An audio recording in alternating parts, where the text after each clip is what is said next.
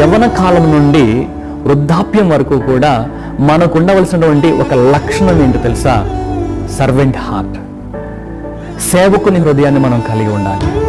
నువ్వు విశ్వాసమైనా, నూతనంగా నమ్ముకున్నా, సేవ చేస్తూ ఉన్నా, పరిచర్యలో కొనసాగుతూ ఉన్నా, ప్రసంగిస్తూ ఉన్నా, అపోస్తుడైనా, ప్రవక్త అయినా, కాపురైనా, సువార్థికుడైనా, ఉపదేశకుడైనా, ఎవరైనా సరే నేను చెప్తున్నాను కదా, ఒక సేవకునిగా మనం ఉండాలని ప్రభు ఆశిస్తున్నాడు.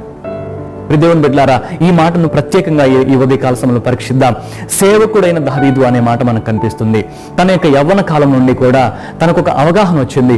నేను ప్రభువుకి సేవకునిగా ఉండాలి, నేను ప్రభువుకి పరిచారకునిగా ఉండాలి, నేను ప్రభువుని సేవించేవాడిగా ఉండాలి అని ఆశించాడు. అదే కంటిన్యూ చేశాడు. తన యవ్వనంలో తను గొర్రెలు మేపుకుంటున్న కాలంలో కానివ్వండి, అభిషేకించబడిన తర్వాత కానివ్వండి, రాజ్యాన్ని చేజిక్కించుకున్న తర్వాత కానివ్వండి, తన జీవితంలో ఒకే ఒక్కటి గుర్తుపెట్టుకున్నాడు, నేను ప్రభువునకు సేవకుడిని అని